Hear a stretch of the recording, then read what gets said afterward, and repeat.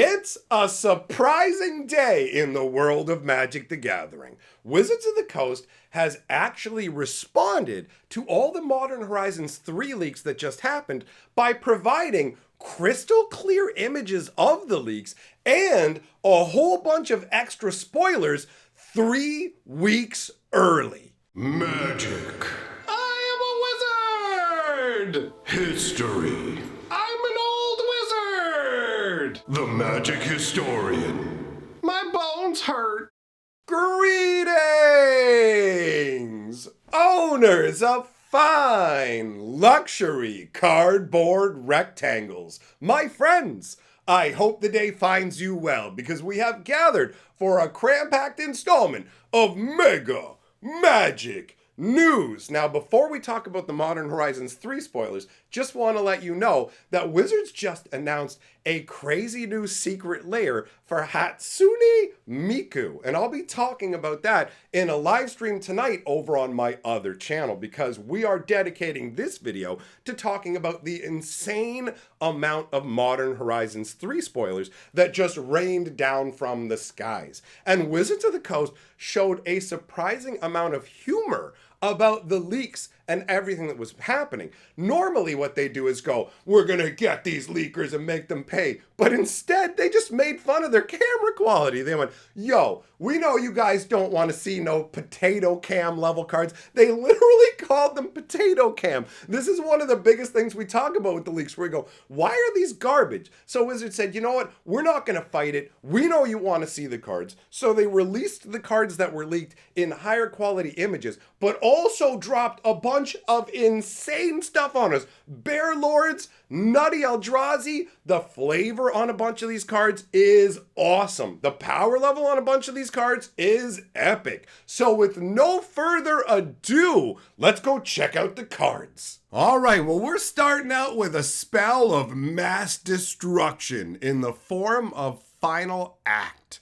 2 black and 4 gets you a sorcery that says choose one or more. Board wipes have really moved up in power. This lets you destroy all creatures, all planeswalkers, all battles, exile all graveyards, and remove all counters from opponents. This is an interesting ability to tack on to the end here. The whole removing of counters stands out the most to me because it's actually really difficult to get rid of poison counters, rad counters, or experience counters. So you can use this to remove negative counters from yourself, but you can also use this to remove beneficial counters from your opponent. And that is a massive departure from what we normally see. On top of being a powerhouse card, it has some really crazy artwork. You've got 5 skeletons looking like they're playing Ring Around the Rosie as the world's coming to an end. And if you actually look up in the right-hand corner, you can see what I'm calling the Doombringer, some kind of white specter that's sitting there with a flute playing the tune that these skeletons are dancing to. Imagine you're traveling through the woods and you find this graveyard that's just kind of tucked away there. There's these skeletons dancing around to the tune of some specter, and then all of a sudden, all life just gets wiped out. So you're there one moment before everything ends. The flavor is through the roof, and the power level of this card is pretty wild. 6 mana is a lot, but this card does a lot. After that, we've got Winter Moon. So this is a play on Winter Orb, but it only punishes people who are playing non-basic. So a 2 mana artifact that says players can't untap more than 1 non-basic land during their untap step. So if you're somebody who has, let's say, a ton of basic lands and only a few non-basics, this isn't really going to affect you that much. If you only have 1 non-basic you rely on to use its abilities or whatever, then you're just going to be fine. But if you're somebody who uses tons of non-basics, this is going to choke your deck out. So this is an interesting departure from the Blood Moon / Flood Moon style things we've seen where you can turn all non-basics into mountains or islands. Instead, this just says, I'm denying you access to your mana. You get to untap 1 land a turn, right? Because obviously Modern features a lot of non-basic lands. This looks like a great sideboard card for decks that care about running into those, but don't really want a main board. And I don't know if the level of power really is going to justify having it in your main deck.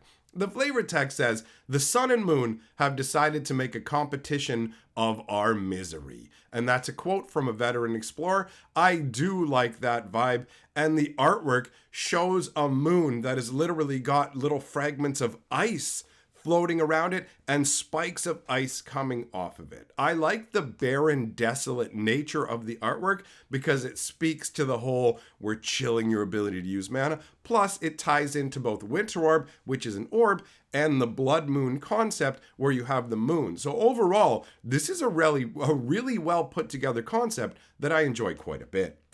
After that, we've got an insane reprint. If you've never dealt with Orum's Chant, this card is super annoying and it begs to be slapped on an Isochron Scepter. It's one of the grossest things you can put on an Isochron Scepter. 1 white instant, kicker of 1 white. Target player can't cast spells this turn. If the spell was kicked, creatures can't attack this turn. If you put this on an Isochron Scepter, then you literally get to every turn tell your opponent no attack, no spells. It's pretty hard to get out from under, honestly. It's pretty wild. And I enjoy the fact that Orum, who is normally just kind of a side character who doesn't have that much of an impact aside from being a healer and a support role, is all of a sudden basically stopping entire battles from happening, right? I do like that Orum wasn't completely relegated to obscurity in that regard. Moving on, we've got Felia Exuberant Shepherd. Look at the artwork on this little goof bag. 1 white and 1 for a 2/2 legendary dog with flash. Whenever Felia attacks, exile up to 1 other target non-land permanent. At the beginning of the next end step, return that card to the battlefield under its owner's control. If it entered under your control, put a +1/+1 counter on Felia. So for me, the idea of this card flavor-wise is that the dog is literally running loose and people see the dog and go, oh no, I've got to help that dog. So they run off to chase after the dog, and that's the exile concept as it just runs under a fence, starts digging stuff up, and you're like, I got to save the little puppy, right? Overall, the flavor on it, this is a bit wonky. When it comes to Modern Horizons, they're using slush art, which is art they already had kicking around. So I don't know what this was intentionally originally for, maybe some kind of dog secret lair. Either way, it's got fun flavor and the power level on it isn't too bad, right? A 2/2 that will keep growing and let you bring creatures or other permanents back and forth on and off the board to get more entering the battlefield triggers.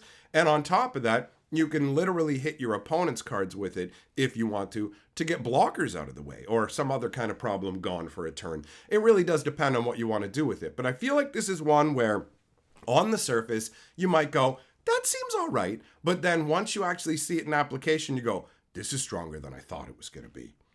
Then we've got Spawn Gang Commander. I love this concept. 2 red and 3 for a 2/2 Eldrazi Goblin. Now it's got Devoid, so it counts as having no color.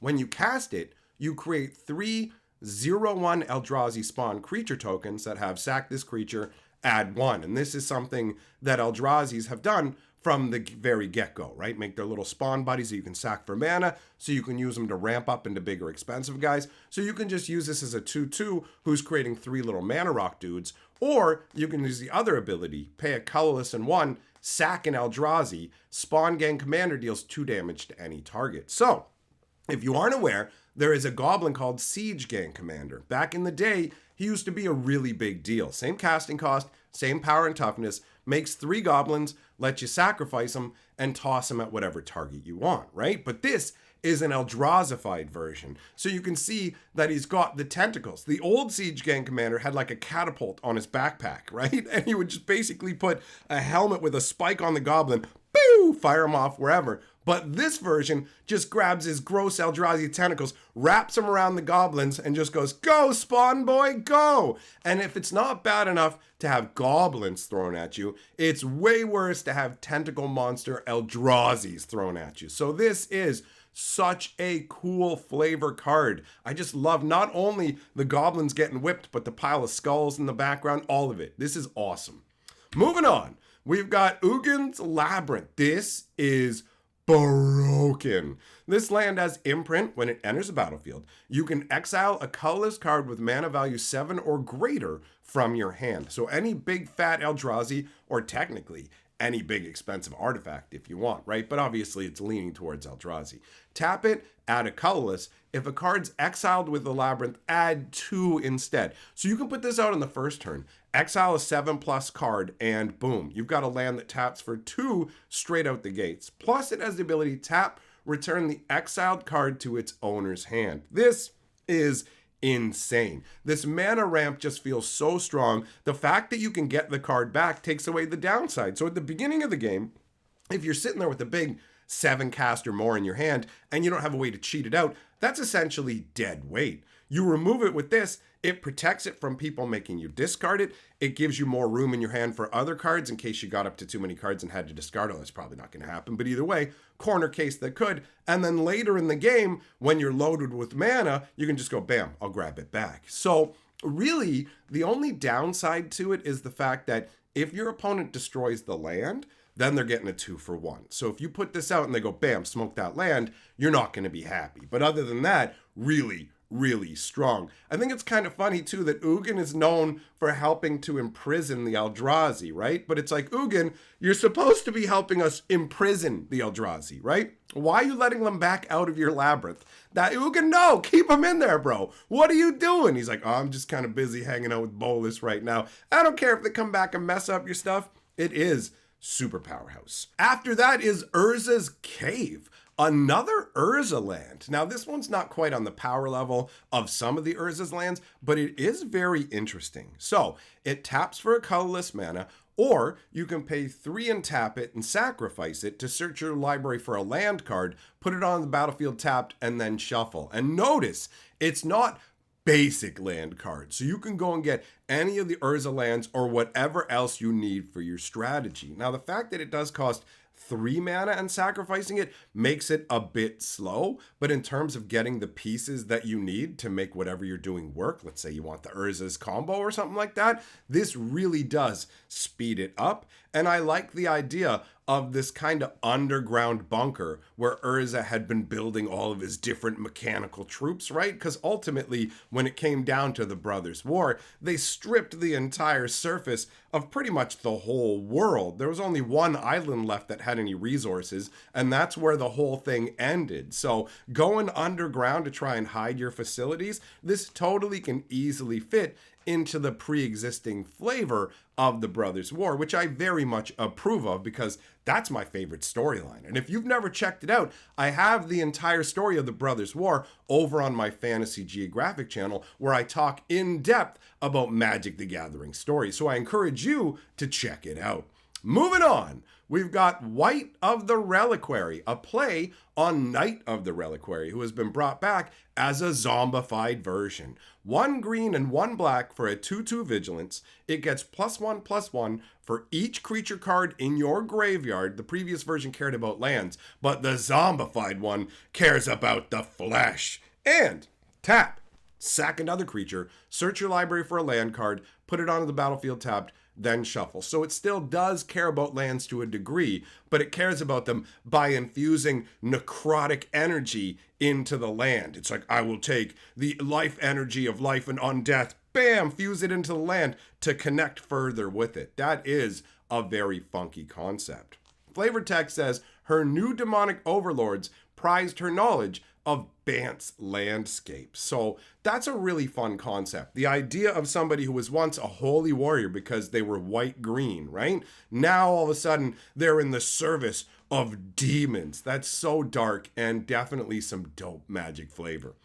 Then we've got Kappa Cannoneer. It turns out that it actually did get reprinted into Modern Horizons. So this was originally just available in Commander. It was in one of the Kamigawa Commander decks, right? So you can improvise this guy out, which is what makes him absolutely nutty. You just have a bunch of artifacts to help cast him faster. He's got Ward 4, which makes him super hard to deal with.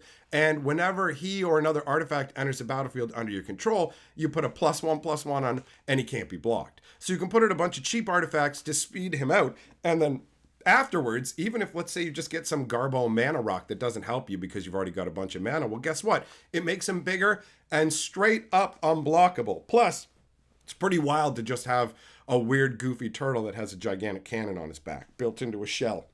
You don't see that every day. Moving on, we've got Sylvan Safekeeper. 1 green for a 1/1, sack a land, target creature you control gains Shroud until end of turn. So this is another reprint. It is super powerful on the level of just being able to protect your guys without you needing to keep mana open for counter spells or instant protection spells. You can just get rid of the land that means the least to you and make one of your guys shrouded so they can't be targeted by anything. It's like Hexproof Plus, but in a way it also means you can't target your guy, but why would you activate it if you wanted to target your guy is one of the main questions. On top of that, if there's a reason you want to feed lands into your graveyard off the board, it's a super easy, repeatable way to do it for 1 green, right? Flavor Text says, he's been to the heart of the wood. Did you truly expect to wield power over him? Oh, and look, it's actually got the watermark from the set it came from, Judgment, originally. I didn't notice. Did the Kappa Cannoneer have that? Oh, it does. They put the commander symbol in the back. I really enjoy when they add watermarks like this to the card. And actually, there's an old uncard that cares. I have it in my cube. It has protection from watermarks. So if you have these versions with the watermarks on them, then you're actually going to get protection as well. That's fun. Then we've got March from Velis Vel. This is a very wild concept, not only from a gameplay standpoint, but from a flavor standpoint. 1 blue and 2 gets you a sorcery that says, choose a non-basic land type. Each land you control of that type becomes a copy of target creature you control until end of turn and gains haste until end of turn. So it's a very strange sort of, you would choose something like Urza's Mine, and then every Urza's Mine that you have out becomes a copy of a creature you control and also has haste on the off chance that you put that land out this turn, so it'll be able to swing. And it's got flashback, so you can do it again. Now, I don't know exactly how powerful this effect is, because ultimately it feels like the most you can do is copy maybe 4 copies of a creature, and that's the best you're going to do, because non-basics, you can't play with infinite numbers of them like you can basics. So being able to copy one of your guys 4 times, I don't know if that really matters, but just being able to turn one of your lands into a nice big creature, maybe 2 Eldrazi's and swing, could be pretty wild. From a flavor perspective, Velis Vel is where the changelings originate from on Lorwyn. It's essentially like an underground grotto, and they have all these runes on the wall. Every time a changeling takes on a new form that no changeling has ever taken on, a new rune appears on one of the little crystal walls to signify that new type that's entered the fold. And just once a year, sunlight filters down into the grotto and all the changelings return for a great merging. Almost like Odo and those shapeshifters, if you've ever watched like Deep Space Nine, right? So they all come together like that. This is a really funky card where the idea is they're somehow like infusing the actual land with the essence of changelings, maybe imbuing it with Velis Vel's essence itself. It's really neat. I really like this. Then we've got Planar Nexus. Now this is actually the Conflux. This is all the different 5 shards of Alara coming back together, creating a planar nexus. And it counts as every non-basic land type. So it's a cave, desert, gate, lair, locust, mine, power plant, sphere, tower, and Urzas. So if you have this out in any of the Urza tower, power plant, mine, it automatically sets them all up to produce mega mana. So this is not just a crazy card, but it's Tron's new best friend. Taps to add a colorless mana, or 1 and tap it, add a mana of any color. This is a very cool concept, and I really, really enjoy the artwork where you can see all the different land types coming together. You've got the magma down at the bottom, you got the swamp off to one side, you got the plains represented in there, you got the forest coming in from on top, and the islands are represented with the swirling maelstrom of water that's literally whipping up because of the crazy power of the Nexus. And from a flavor perspective, I just love this. Things like ley lines, like these are locations that planeswalkers would be drawn to. When we play Magic, we are the planeswalkers, and we would seek out these unique locations to attune ourselves to them across the multiverse. So you can reach out to this Nexus that basically is every type of land. And going forward, as Magic creates new types of lands, this will also count as those. So I feel like ultimately, while this might not be the most wowish kind of card off the bat, this is something that's going to be desirable to a lot of people over a long period of time and will just become more so. Moving on, we've got Siege Gang Lieutenant. 1 red and 3 gets you a 2/2 goblin. At the beginning of combat on your turn, if you control your commander, create 2 1/1 red goblin creature tokens. Those tokens gain haste until end of turn. Pay 2, sacrifice a goblin. Siege Gang Lieutenant deals 1 damage to any target. The flavor text says, his crew proudly maintains an accident rate of 100% per day. That's fun. You know what I mean? A lot of workplaces have those signs. It's been 7 days since we've had an accident. It's been 7 years since we had an accident. So it's just like, we have an accidents every day, all day. And remember when I talked earlier about the Siege Gang commander? Well, this is his lieutenant. So when you're sacking goblins, it's only doing 1 damage because he doesn't have the same level of experience. He's got to tell the goblins to fire off these catapults instead, right? So you've got it taken down a notch. But on the other side of it, he can keep recurring more and more goblin tokens. The Siege Gang commander gives you 3 from the get-go. This guy costs 1 less, and each turn, including the first turn he comes out, he's going to give you 2 1/1s at the beginning of combat, as long as you have your commander out. And it's not very hard, obviously, to have your commander out when you can cast him from the command zone. But I will say as well, I personally wish they made fewer of these cards that specifically cared about you having a commander out, because this is useless for my cube. My cube has no commanders,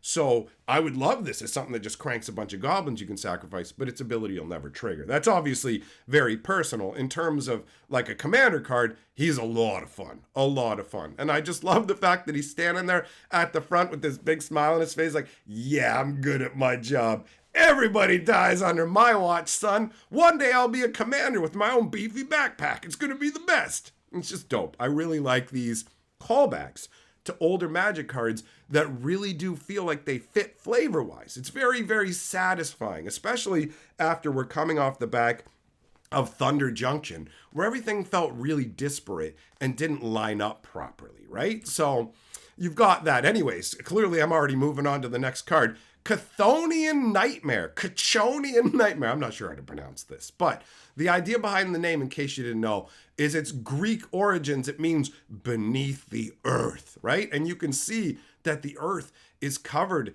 in what looks like all these insane eyes, unless those are just supposed to be big lipstick mouths like who wants a kiss, but I interpret them as an endless amount of eyes under the earth, and you can see all this ichor just dripping down, right? It's just coming on down.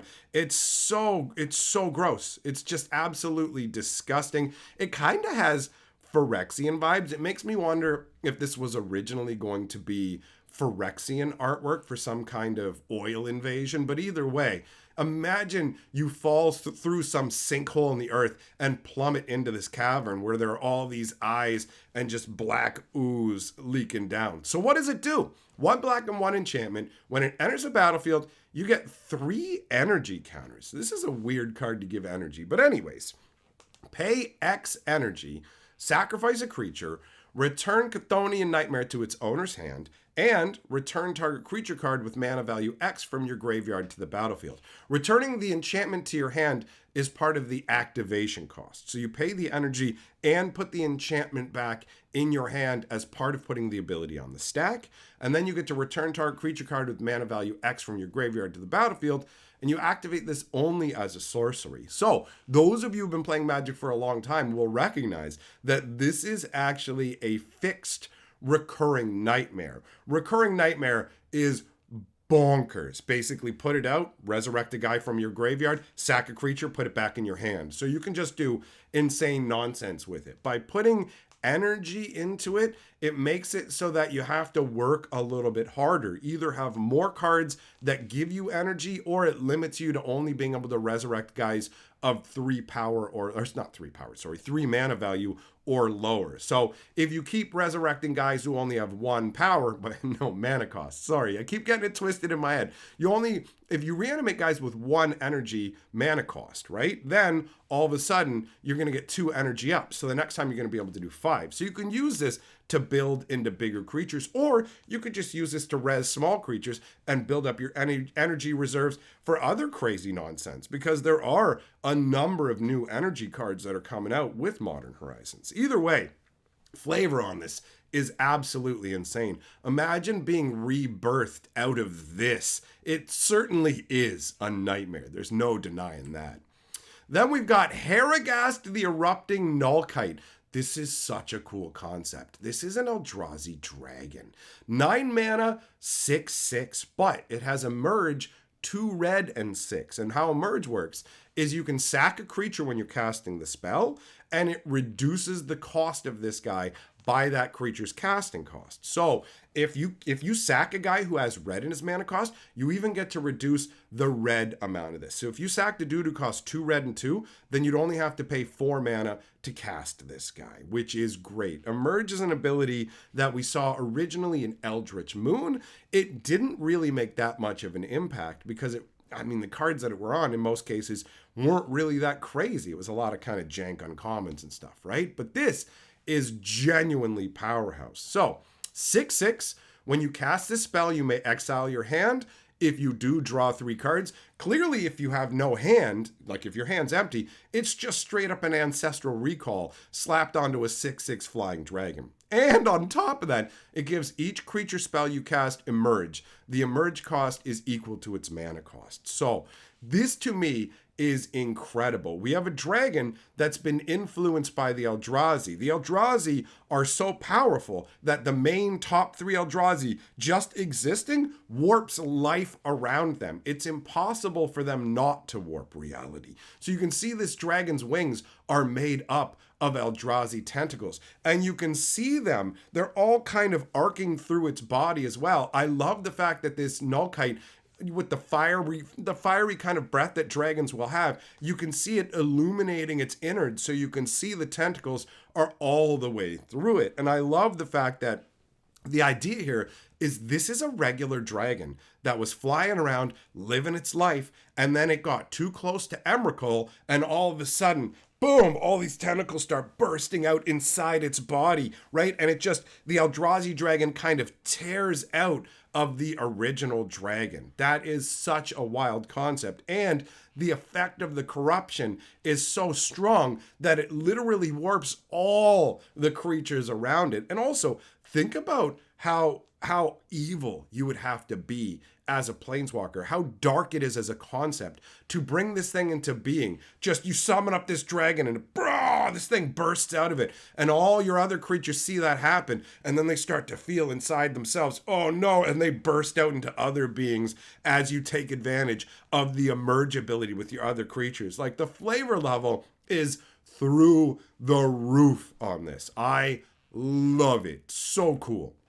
Then we've got Kudo, King Among Bears. Bears have always had a special place in my heart. When I started Magic, I had my bear theory, where you have grizzly bears, a green and 1 for a 2/2, and I'm like, so that's the standard rate you can get a creature for. But Lord of Atlantis was a 2/2 for 2 that would make your Merfolk of Pearl Trident only cost 1 mana to put out and was normally a 1/1 into a 2/2. So I'm like, you get 2 2/2s for 3 mana in total. That's bear math. Well, Kudo has his own bear math because he's king among the bears. 1 white, 1 green for a 2/2 that says other creatures have base power and toughness 2/2 and are bears in addition to their other types. He makes everybody a bear, and he makes everybody play on his level. As the king of bears, because he's a 2/2, he can fight anybody else who exists and take them down, right? Doesn't matter. Yo, are you Emrakul? Well, guess what? I'm Kudo. You're a 2/2 Eldrazi. Punch you in the face. Like, how awesome is that? That's so much fun. Flavor text says, Born from the greatest granite boulder, nursed on the sweetest honey, crowned amid a raging blizzard. That's some fun flavor, man. I love the fact that he's just chilling there too. Like, he doesn't have a care in the world. And he's got that crazy crown of antlers. I like it. He definitely has a fun vibe. And this gets me hyped for Bloomborough too, because I'm looking forward to an animal-based set, because I really, really enjoy high fantasy style Magic the Gathering. So kudos to Kudo. Then we've got Nethergoyf. So this is a Lurgoyf that cares about the grave. Well, they all do, right? But this cares about it in a special way. 1 black for a star and then 1+ star. Power and toughness are equal to the number of card types among cards in your graveyard, and its toughness is equal to the amount +1. So unlike all the other Lurgoyf variants that care about both people's graveyards, this only cares about your graveyard. But you can put it out for half the price of a Tarmogoyf, right? And it has escape. 1 black and 2. Exile any number of other cards from your graveyard with 4 or more card types among them. So if you have an artifact creature, that counts for 2 types. Depending on what you've got, you could theoretically only have to escape using 1 or 2 cards out of your graveyard. Oh, I guess 1 would be getting 4 types on a card doesn't happen. So you're going to have to exile at least 2 cards, right? But still, being able to escape him for 2 mana and recur him is pretty crazy. The artwork, I don't know if it's just me, but doesn't it look like Yargle? Doesn't it give a kind of a Yargle vibe? I mean, either way, it's super intense. You've got the gigantic Lurgoyf mouth with the huge fangs, but also you can see that it is like a Necrogoyf because part of its rib cage is showing. And I like the energy of the artwork where it looks like he's just whipping up out of the water, right? That could be his tail smashing down into the water too, theoretically, but I prefer the idea that this is him escaping, and it's just him. You thought I was dead? Guess again. Whips up out of the water. Get some! You know, like they do near the end of a movie where it's like you think the villain is dead, but surprise! He jumps up from under the rocks. Get some! This is, I mean, I don't know. He's mythic rare, right? For a reason. He's probably pretty powerful. I don't know. Like, because Tarmogoyf isn't as strong as he used to be, it becomes harder to kind of really gauge the power overall of Nethergoyf. So we'll have to see just how well he proves his power level. But pretty exciting card, gotta say. Then we've got Null Elemental Blast. Back in the day, we had Blue Elemental Blast and Red Elemental Blast, which had a nice yin-yang kind of thing going on where they both went, yo, the red one says, I counter a blue spell or destroy target blue permanent. And that card has actually made its way into old school formats because, I mean, stopping blue is really important. Blue Elemental Blast is off to the side. Most people don't care about it because stopping red is way easier, and a lot of the time you're not going to need to do it on the same level. But for 1 red, being able to counter a blue spell is really, really solid. So this is the Eldrazi version of it. 1 colorless for an instant that says choose 1, counter target multicolored spell, or destroy target multicolored permanent. I mean, how often are you running specifically into multicolored stuff where this is going to be a big issue for you? It feels to me like a solid sideboard card, but not something that's going to make waves as a main board card. Flavor Text says, despite my years, I am still but a student of the multiverse. How arrogant to think yourself its master. This is Ugin talking to Nicol Bowl. She's just saying it while he's got him trapped in the meditation realm. I'm just going to bug you every day, bro. It's like, get lost, Ugin. Don't you have Eldrazi to loose on the world? All right, well, that wraps up all the Modern Horizons 3 spoilers we have for today. Like I mentioned before, I'm going to be doing a live stream tonight talking about that Hatsune Miku secret lair craziness. So if you want to check that out, it'll be over on my Hatcher channel, and I'll leave a link up on the screen as well to the Brothers War storyline over on Fantasy Geographic if you want to hear some epic old school Magic lore. Big shout out to my patrons. Thank you very much for supporting my channel, and I will see all of you, my friends, in the next video.